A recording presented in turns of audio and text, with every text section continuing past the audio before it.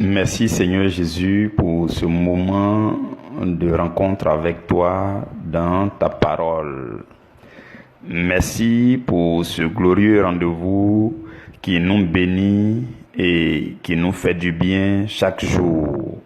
Nous te disons merci. Merci encore pour cette heure. Merci pour ce jour du mercredi 28 juillet.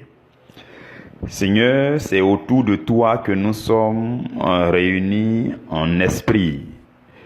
Et nous désirons que ton esprit soit à l'œuvre pour nous nourrir, pour communiquer à chacun de nous son pain de ce jour.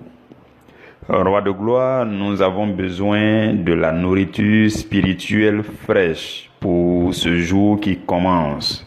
Merci pour la grâce que tu nous fais de connaître ce nouveau jour. Merci pour les nouvelles grâces que tu as disposées aussi, Seigneur, pour nos vies. Merci, Seigneur, pour l'excellence de ta parole. Merci de ce que tu fais connaître ces choses aux humbles et aux plus petits. Merci, Seigneur, pour l'excellence, la profondeur de ta parole. Merci pour les révélations. Merci pour l'illumination. Merci pour les orientations que tu donnes. Merci pour les voiles qui seront ôtés encore en ce jour par la lumière de ta parole. Seigneur, nous te présentons nos cœurs. Voici nos cœurs, nous te prions au nom de Jésus de nous illuminer, d'illuminer les yeux de nos cœurs.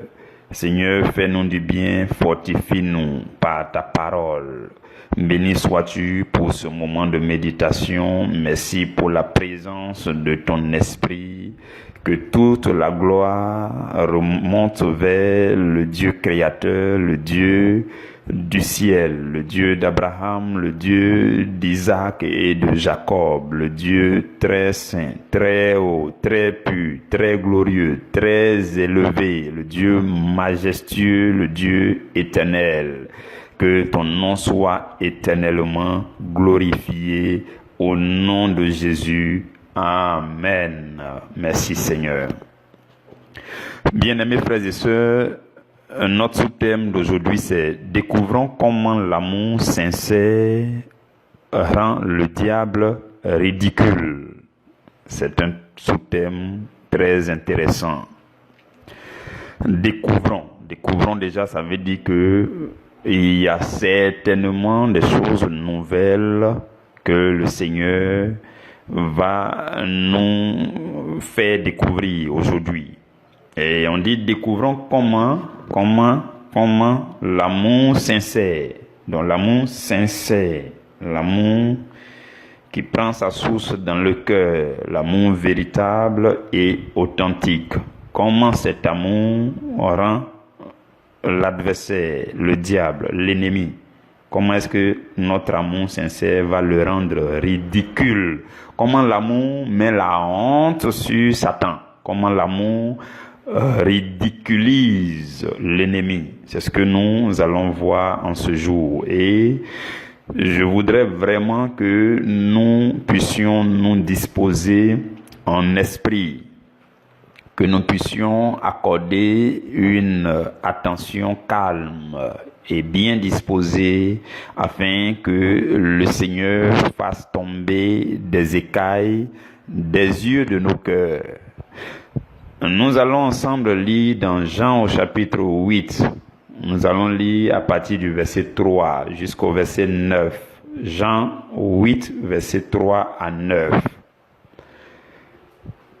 Alors les scribes et les pharisiens amenaient une femme surprise en adultère et, la plaçant au milieu du peuple, il dit à Jésus, « Maître, cette femme a été surprise en flagrant délit d'adultère. Moïse, dans la loi, nous a ordonné de lapider de telles femmes. Toi donc, que dis-tu » Il disait cela pour l'éprouver, afin de pouvoir l'accuser. Mais Jésus s'étant baissé, écrivait avec le doigt sur la terre. Comme il continuait à l'interroger, il se leva et leur dit que celui de vous qui est sans péché jette le premier la pierre contre elle. Et s'étant de nouveau baissé, il écrivait sur la terre. Quand il entendit cela, accusés par leur conscience, ils se retiraient un à un, depuis les plus âgés jusqu'au dernier. Et Jésus resta seul avec la femme qui était là au milieu. Parole du Seigneur, nous rendons grâce à Dieu. Bien-aimés frères et sœurs, c'est un texte très connu. Nous avons entendu plusieurs prédications, plusieurs enseignements sur ce glorieux passage biblique. Et le Seigneur, dans sa bonté, veut mettre encore ce passage sur la table de notre méditation de ce jour. Mais nous allons nous disposer afin de recevoir ce que le Seigneur veut qu'on en tire pour aujourd'hui.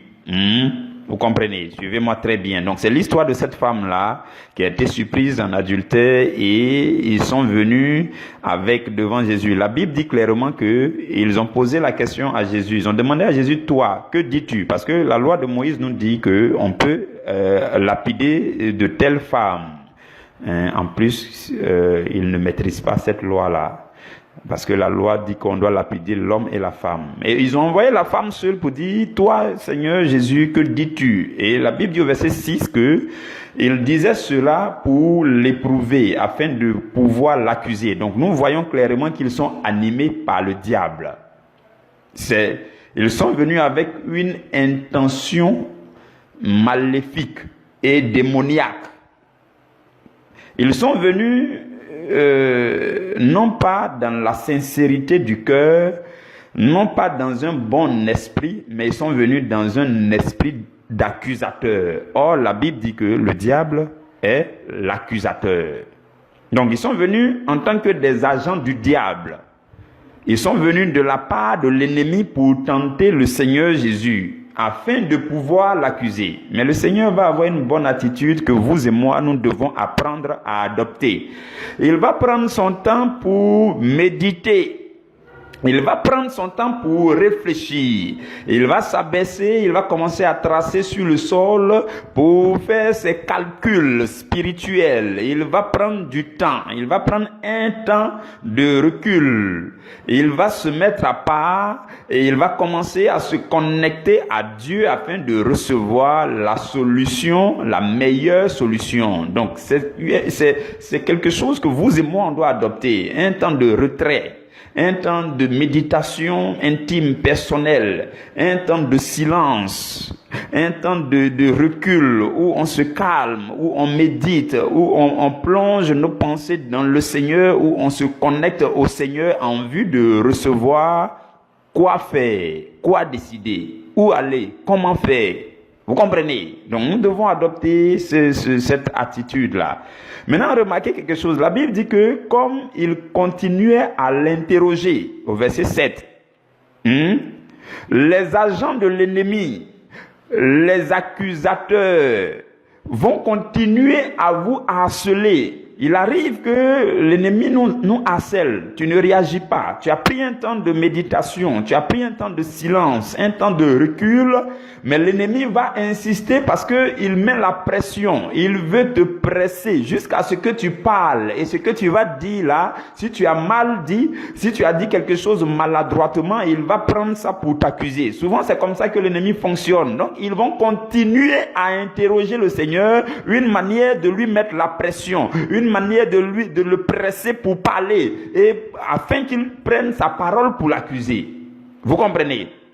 Mais lui, Il a continué jusqu'à ce qu'il reçoive la solution divine avant de se lever. Et quand il s'est levé, il a dit que celui de vous qui est sans péché, qu'il jette le premier la pierre contre elle. Et c'était la réponse divine reçue dans la méditation, reçue dans le silence, reçue dans le secret. Cette réponse venue du ciel qui a décanté toute la situation. Vous comprenez? Donc, voici ce texte-là qui est sur notre table de méditation. Il y a trois choses, bien-aimés frères et sœurs, que je voudrais qu'on analyse pour notre méditation d'aujourd'hui, pour pouvoir rejoindre notre sous-thème qui dit « Découvrons comment l'amour sincère rend le diable ridicule ». Donc déjà, vous voyez qu'à partir du verset 8, la Bible dit ceux qui ont envoyé la femme là, ils se sont sentis ridiculisés. La honte est tombée sur eux. Quand Jésus a répondu, la honte est tombée sur eux. Le diable a été en nid. Et ils se sont retirés. On dit depuis les plus âgés jusqu'aux plus jeunes. Donc, la honte est tombée sur leur conscience. Trois choses que je voudrais qu'on parcourt pour notre méditation d'aujourd'hui. Trois choses que l'amour fait. Trois choses que l'amour fait. Suivez-moi très bien à partir de là, parce que c'est maintenant que j'entre dans le vif de notre sous-thème qui dit comment l'amour sincère rend le diable ridicule. Et il y a trois choses que l'amour fait. Et ces trois choses contribuent à ridiculiser le diable. Et si vous et moi nous apprenons à faire ces trois choses, l'ennemi de notre vie sera inutile, il sera ridicule, la honte va tomber sur lui. Vous comprenez? Apprenons à le faire. La première chose, c'est que l'amour sincère, l'amour véritable dont nous parlons durant ce mois, l'amour fait de nous des avocats pour le prochain. Suivez-moi très bien. Lorsque il y a l'amour en vous, lorsque vous êtes imprégné de l'amour, l'amour est dans votre esprit. Votre esprit est imbibé de l'amour véritable, l'amour sincère. Cela fait de vous l'avocat du prochain. L'avocat du prochain, à l'image du Christ. Parce que la Bible dit dans Jean au chapitre 2, 1 Jean chapitre 2, verset 1, la Bible dit, si quelqu'un a péché, nous avons un avocat auprès du Père, Jésus-Christ le juste. Et la Bible dit que nous devons être à l'image du Seigneur Jésus.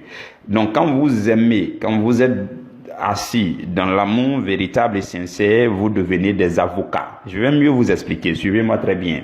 Vous devenez des avocats pour les autres. Et qu'est-ce qui se passe? Dans les moindres causeries, vous voyez souvent on a des causeries qui commencent à tourner et on parle d'une personne, d'un proche qui a fait ceci, il a péché, ou bien il a dit ceci, il a dit telle chose. Et puis, quand vous analysez la causerie, ça ressemble maintenant à une forme de médisance, une forme de calomnie, une forme d'accusation. Vous comprenez, non? Souvent, on a des échanges comme ça. Donc, si vous regardez très bien, vous observez très bien et que vous vous disposez mieux, vous allez défendre les autres. Si quelqu'un n'est pas présent et qu'on est en train d'évoquer son péché, vous, en tant qu'un être d'amour, qu'est-ce que vous faites? Vous ne donnez pas une opinion accusatrice. Vous ne donnez pas un commentaire accusateur. Non. Vous arrivez à comprendre ce que je veux dire. Dans un échange, on dit non, le frère Y là, la dernière fois il a fait ceci, quand il a parlé même il a dit ceci. Faites attention à ce genre de causerie. Quand ça continue, vous risquez de travailler pour l'ennemi. Donc le mieux serait de dire, le frère là par habitude il est quelqu'un de bien. Si c'est arrivé, c'est que c'est vraiment, c'est surprenant. Moi ça me surprend. Sinon le frère là je le connais, il est très bien, il est bon. Si on apprend à le faire dans nos causeries, dans nos échanges, si on apprend à le faire pour tous nos frères, nos sœurs, nos amis, nos collègues, cela va démontrer qu'il y a véritablement l'amour en nous. Observez nos échanges, que ce soit à l'église, en milieu chrétien, que ce soit au travail, observez vos échanges et prenez garde, faites l'effort de ne pas contribuer à accuser, à calomnier, à médire au sujet de quelqu'un. Faisons très attention. Vous comprenez, les entités du spirituel nous écoutent.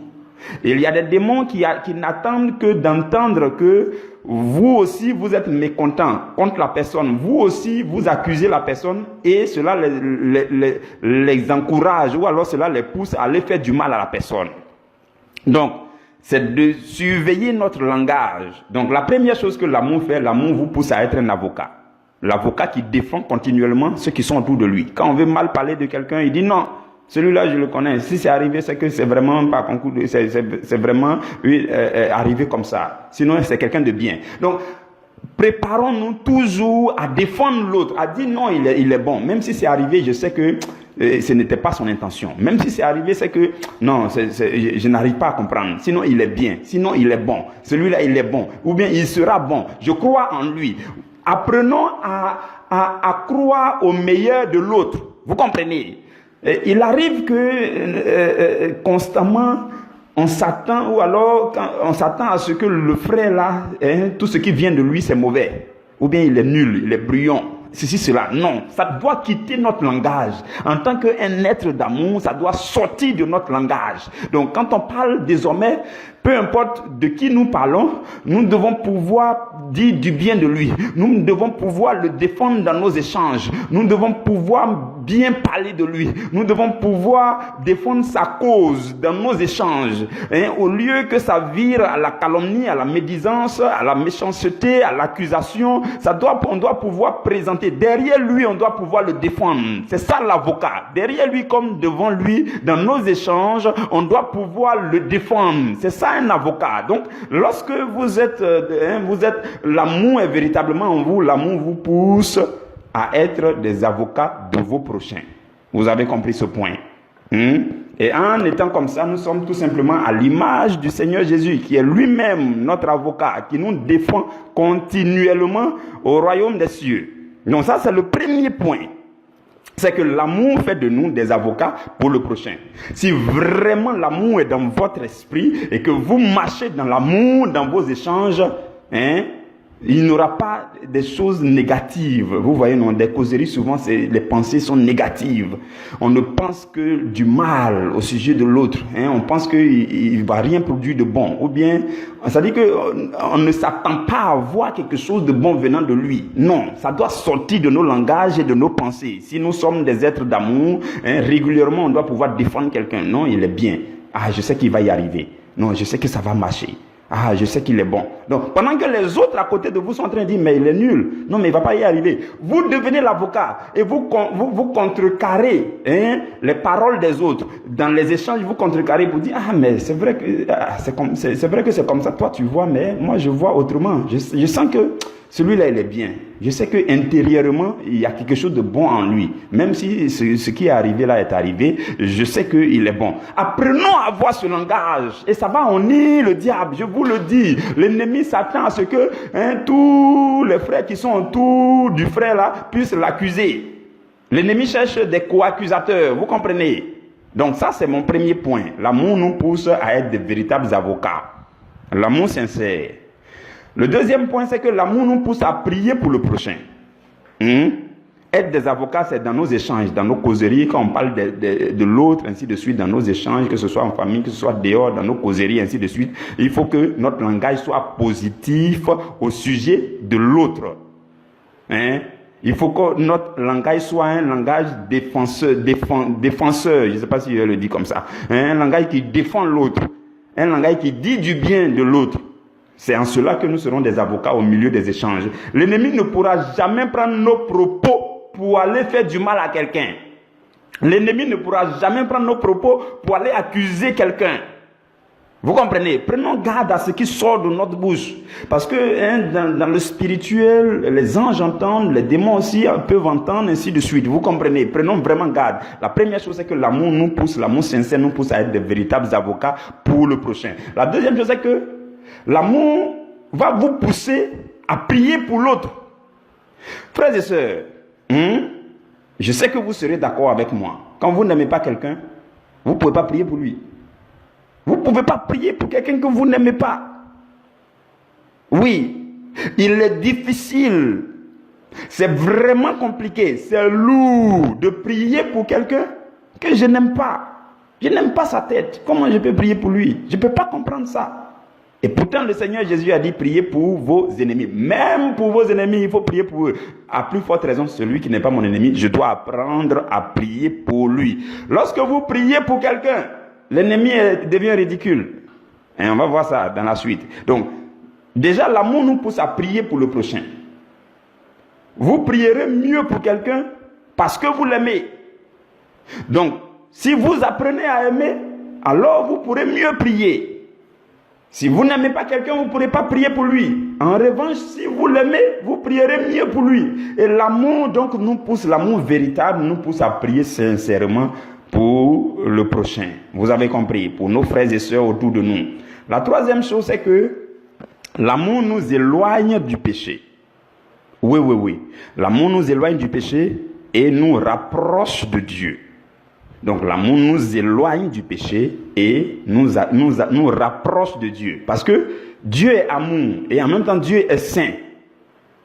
Donc le fait que Dieu soit saint et qu'il demande à ce que vous et moi nous soyons de plus en plus sanctifiés, cela nous rapproche de lui. Et lorsqu'on se rapproche de Dieu, on s'éloigne du péché. Ésaïe 59, la Bible dit non. La main de l'Éternel n'est pas trop courte pour vous sauver, ni son oreille trop dure pour entendre. Mais ce sont vos crimes qui mettent une séparation entre vous et votre Dieu. Ce sont vos péchés qui vous cachent sa face et qui l'empêchent de vous écouter. Et le verset 3 dit, car vos mains sont souillées de sang et vos doigts de crime. Vos lèvres profèrent le mensonge. Votre langue fait entendre l'iniquité, ainsi de suite, ainsi de suite. Donc, qu'est-ce qui se passe? On est tout simplement loin du Seigneur lorsque nous sombrons dans le péché. Et en revanche, on est de plus en plus proche du Seigneur lorsque nous nous éloignons du péché. Et si nous disons que nous aimons Dieu, nous allons nous approcher du Seigneur. Si nous l'aimons, nous nous approchons de lui de plus en plus parce que il est amour, et si nous l'aimons, nous sommes de plus en plus proches de lui. Et quand on est proche de lui, on est loin du mal. Vous êtes d'accord avec moi? Donc la troisième chose, c'est que l'amour nous éloigne du péché et l'amour nous rapproche de Dieu. Ok. Sur la base de ces trois choses, nous allons voir en quoi maintenant le diable devient ridicule. Donc lorsque l'amour fait de vous un véritable avocat, lorsque l'amour vous pousse à prier pour le prochain, lorsque l'amour vous éloigne du péché et vous rapproche de Dieu, comment est-ce que l'ennemi devient ridicule? Comment est-ce que ces actions de l'amour dans nos vies, comment est-ce que ce style de vie que l'amour nous fait adopter, au milieu de tout cela, lorsqu'on marche véritablement dans l'amour, de cette manière, comment est-ce que l'ennemi devient ridicule? C'est que la honte retombe sur le diable lorsque nous défendons les uns les autres. Ou bien lorsque nous défendons quelqu'un d'autre. C'est ce qu'on a vu dans le texte de Jean chapitre 8 qu'on venait de lire. La honte est retombée sur ceux qui ont envoyé la femme adultère lorsque ils se sont rendus compte que Jésus a milité pour la cause de la femme. Jésus a défendu la femme. Ils étaient venus et ils avaient l'intention de lapider la femme selon la loi de Moïse. Mais avec l'intervention du Seigneur Jésus, finalement la femme ne sera pas lapidée. La femme va être préservée. L'amour va préserver la femme et la honte va retomber sur la tête de ceux qui ont envoyé la femme.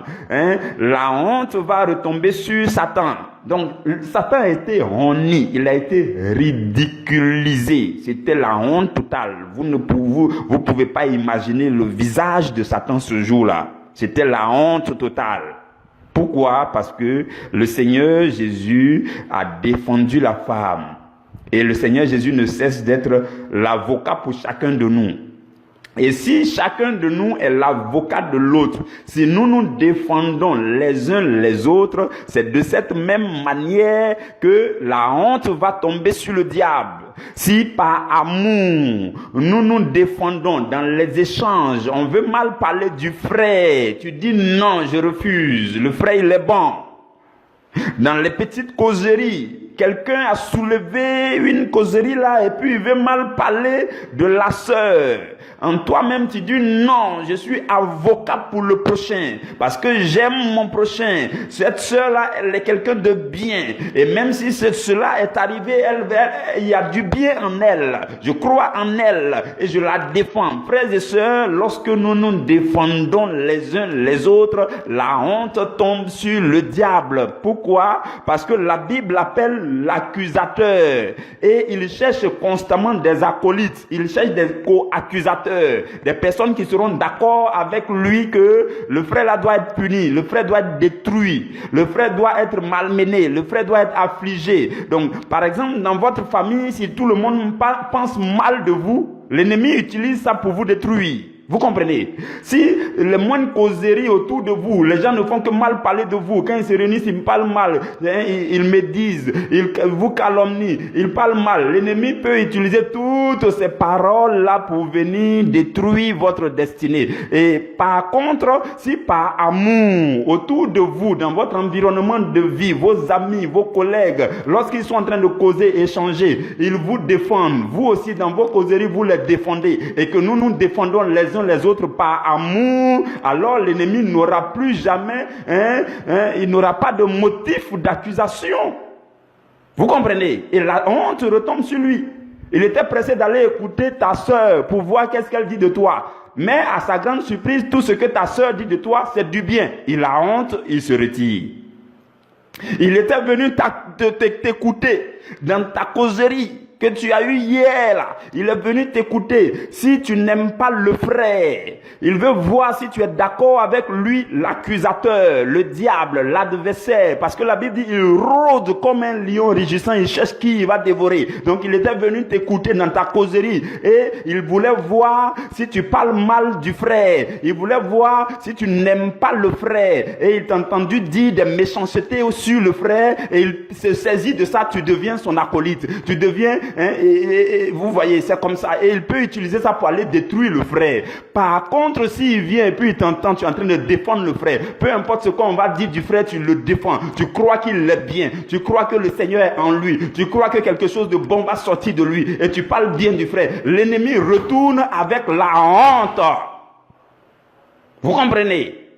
La honte retombe sur lui de cette manière lorsque nous nous défendons les uns les autres dans les moindres causeries.